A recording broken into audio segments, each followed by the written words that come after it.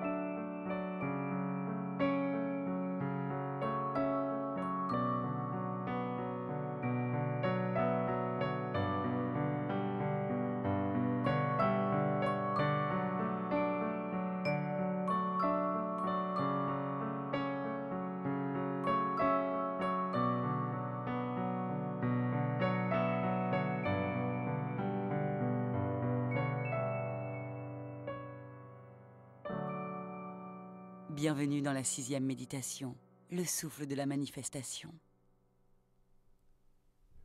Le souffle de la manifestation. Nous entrons, grâce à cette méditation, dans une compréhension davantage vibratoire et globale de notre présence et donc de notre capacité à nous manifester, à nous réaliser.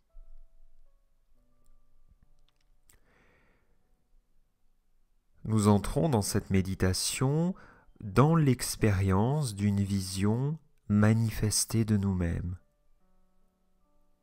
Mais qu'est-ce donc une représentation manifestée de nous-mêmes? Est-ce une représentation uniquement centrée sur les besoins de notre moi, de notre personnalité?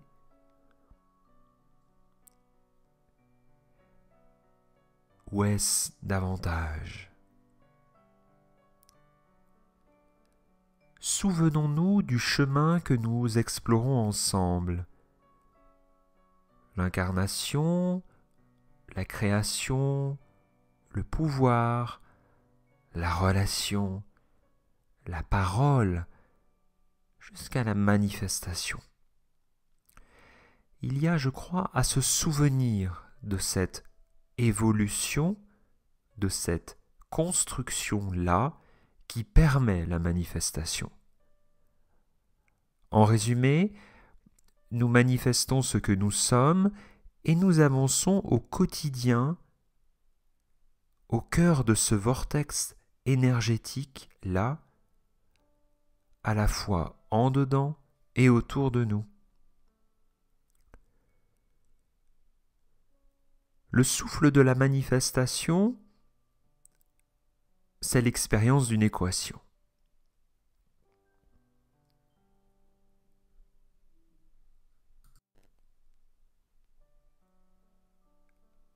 Ce qu'il est surtout délicat de contacter pour notre personnalité, notre moi identifié à l'incarnation, c'est qu'il n'est pas de son ressort au moi de manifester ce qu'il est, de manifester purement sa compréhension de la vie. Le souffle de la manifestation inclut l'expérience du moi, mais elle n'est pas la seule. Le souffle de la manifestation, c'est comment le divin, au travers de notre naissance, et donc de la singularité évidente de notre être, souhaite se manifester. notre personnalité a toute la place dans ce plan-là. Mais la grande difficulté est que celle-ci doit se laisser sublimer par une conscience plus vaste et inconditionnelle. En quelque sorte, notre personnalité doit s'ouvrir à une dimension transcendantale. Cette alliance avec le divin en nous est donc un aspect non négociable avec lequel notre ego essaie pourtant de négocier en permanence. La loi d'attraction, nommée ainsi, devient une expérience de manifestation pure lorsqu'elle emprunte cette voie-là. Cependant, tous les sentiers qui visent à renforcer la capacité du moi à valider ce qu'il veut et uniquement ce qu'il veut est une course à la souffrance. Lorsqu'il ne s'agit que de muscler notre ego personnaliste au travers de la pensée qui crée, la souffrance est au bout du chemin. La souffrance est au bout du chemin pour le moi qui n'aura jamais complètement, totalement, voire pas du tout, ce qu'il pense, ce qu'il souhaite. En s'ouvrant à une dimension transcendantale, notre être peut ainsi aller comme puiser son désir dans une représentation beaucoup plus vaste, beaucoup plus amoureuse, beaucoup plus inconditionnelle.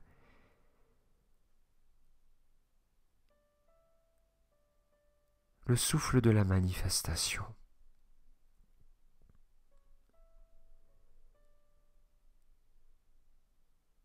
Nous comprenons bien là comment la nuance est sensible, car tout a sa place.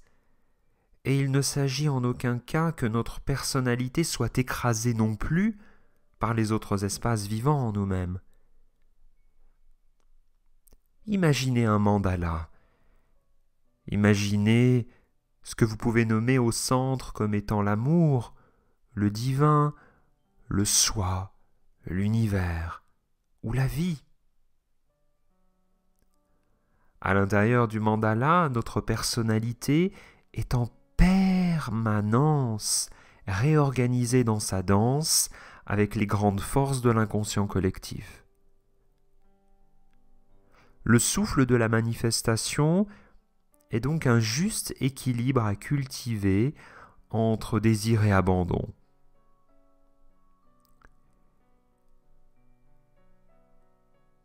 Il y a beaucoup à dire, beaucoup à réfléchir et méditer sur ce sujet-là,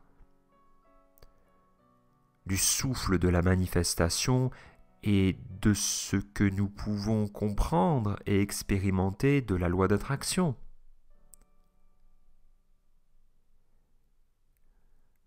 Au travers de cette méditation et avec la suivante, nous sommes aussi dans des plans plus vibratoires, dans le sens où il est beaucoup plus essentiel de faire vivre une expérience à nos cellules.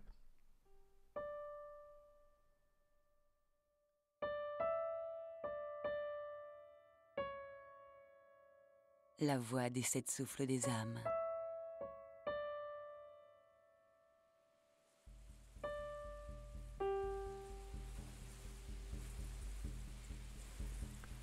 Il y a évidemment toute la puissance de ce qui est nommé comme étant le troisième œil entre nos sourcils, le troisième œil et toutes les légendes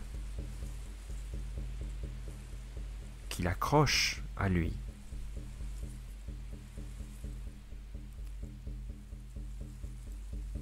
La tradition kabbalistique hébraïque nous permet d'orienter encore plus précisément, je crois, l'expérience que nous pouvons avoir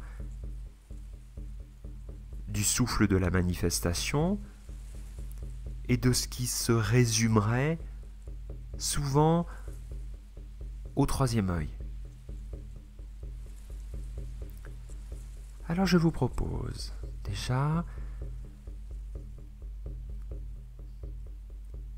si la fenêtre de vos yeux n'est pas encore fermée, de vous offrir un temps pour vous sentir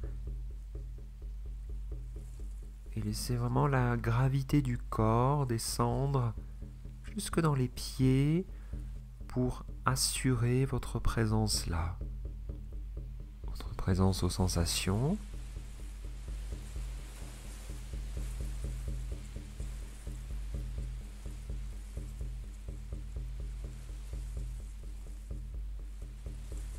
Vous pouvez peut-être vérifier comment vous sentez votre connexion à la Terre uniquement en focalisant votre regard sur les pieds. Restez quelques instants pour bien sentir ce qui vibre ou ce qui est là à cet endroit-là, sensible, perceptible. Voilà votre ancre à la Terre. Derrière cette ancre, il y a tout l'enracinement de votre être. L'enracinement que nous construisons et nous magnifions depuis le début du cycle notamment. En vous raccrochant à cette ancre, vous vous reconnectez à votre enracinement. Puis votre conscience peut remonter tout le long du corps, traverser le chemin de votre colonne pour venir l'étirer en direction des profondeurs de l'univers, comme un fil très fin, très lumineux, qui permettrait aux tensions résiduelles, localisées dans votre colonne, de trouver un espace pour se soulager.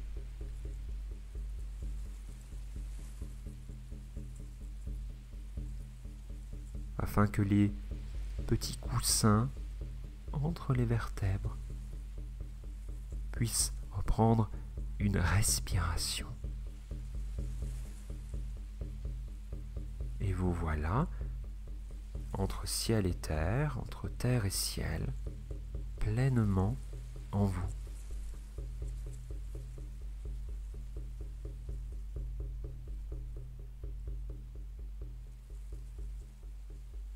Une petite variante quant à la pratique de la respiration que je vous propose. Si cela est possible pour vous, respirez uniquement par le nez, en visualisant qu'à l'inspiration et à l'expiration, l'air vient rencontrer l'espace de votre tête pour venir irriguer le troisième œil.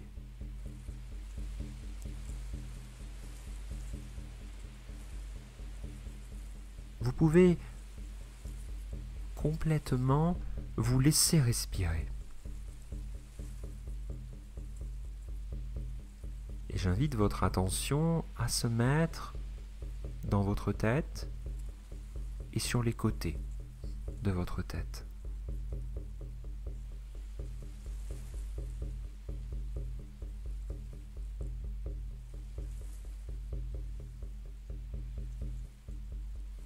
Rendez-vous aujourd'hui avec la Séphira Bina, une sphère qui respire, que vous pouvez visualiser à la gauche de votre tête.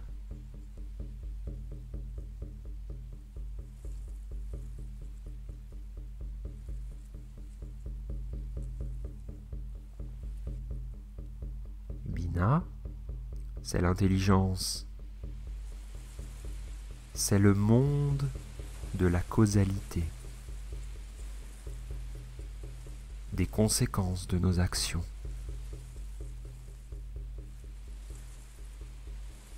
Elle est reliée directement à la rationalité de notre être grâce au cerveau gauche. Bina, c'est la stabilité, la rigueur.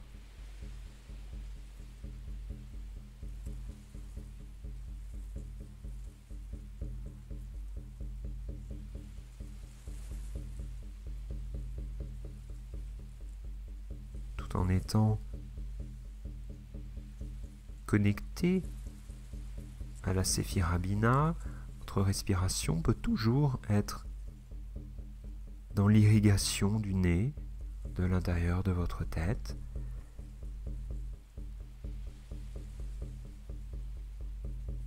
Et votre attention peut aller rencontrer également la Séphira Chokma, la sphère de la sagesse, de la reliance au plan de l'univers pour s'y conformer.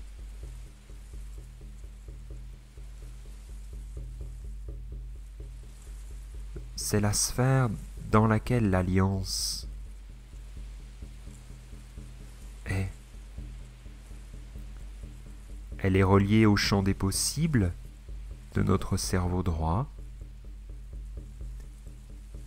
à la connexion avec les idées abstraites, le monde onirique, les images lumineuses qui nous permettent de revenir dans l'axe du souffle de la manifestation.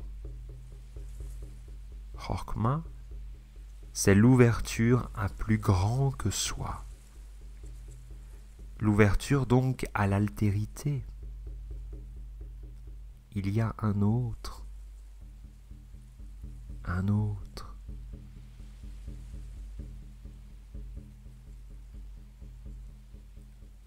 Le plan le plus élevé de la compassion.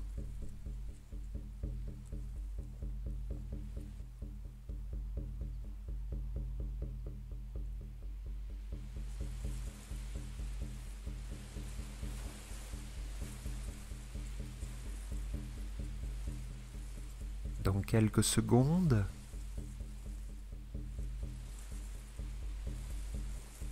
vous allez pouvoir méditer avec tout ce que nous avons construit jusque-là, avec le soutien de la fréquence 852 Hz et la musique qui l'accompagne. Plus que jamais, à ce moment-là du cycle, la voix des 7 souffles des âmes, je vous invite à davantage vivre l'expérience vibratoire. La vivre. Respirez dans votre nez ou visualisez le souffle qui irrigue votre cerveau, équilibre les hémisphères et dans le même temps, soyez présent à votre 3e œil et aux 2 sphères de chaque côté de votre tête. Le pas de plus à faire dans cette méditation, soutenue par le souffle de la manifestation, c'est de laisser venir à vous la vision de l'être manifesté.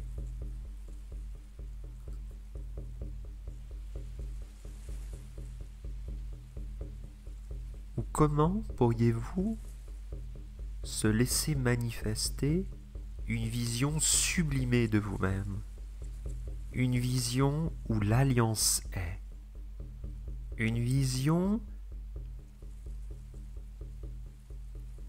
où les plans les plus subtils de vous-même et les plus denses apparaissent. Il s'agit évidemment de considérer la matière, les projets, les relations, jusqu'à peut-être dézoomer pour contacter aussi les plans plus subtils et qui ne se nomment peut-être pas. Alors cette expérience, elle est la vôtre, elle est à vivre.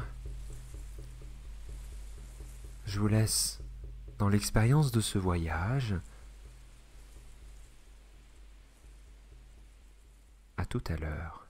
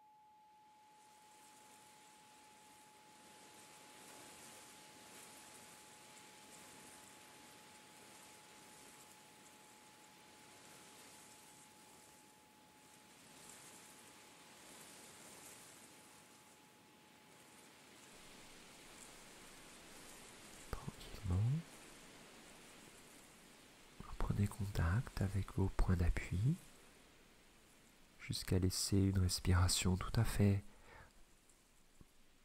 naturelle se mettre en place. Offrez-vous du temps pour réapparaître dans l'espace autour de vous, en vous accordant tout le temps nécessaire pour revenir complètement dans l'éveil de vos sens. C'est tout à fait essentiel. Buvez un grand verre d'eau, prenez des notes s'il le faut. Offrez-vous quelques étirements et offrez-vous ce temps très précieux, je crois, pour observer votre qualité de présence et avec quelle qualité vous regardez le monde après une méditation. Quant à moi, je vous retrouve pour la prochaine et dernière méditation, le souffle de l'expansion. Celle-ci viendra clôturer le merveilleux cycle, la voie des 7 souffles des âmes. Bon retour à vous de ce voyage. À très bientôt.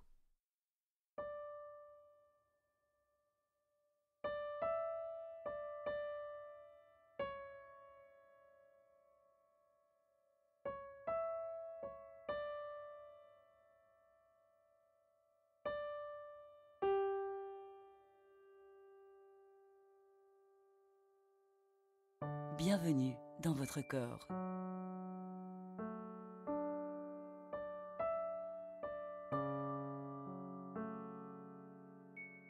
D'autres aventures sont à découvrir sur www.thomasmarsili.com.